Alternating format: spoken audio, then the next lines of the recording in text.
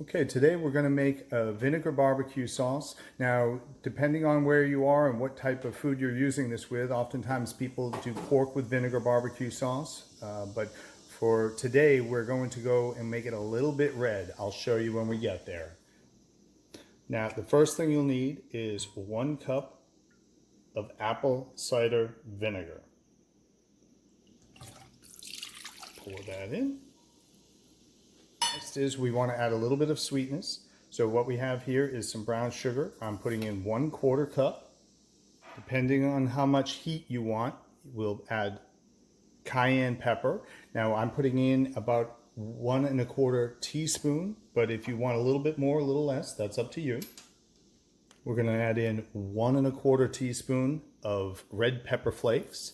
Now the red pepper flakes are the only thing that usually takes a little bit of time. You can do this 20 minutes ahead of time or the night before. The night before will allow the red pepper flakes time to be able to soak a little bit better and transmit that flavor.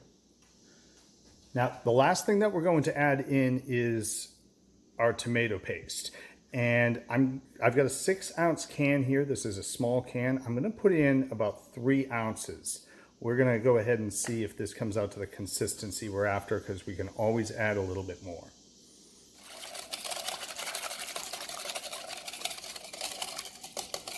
Today we're going to be using Rob's light red sauce. It's a vinegar sauce.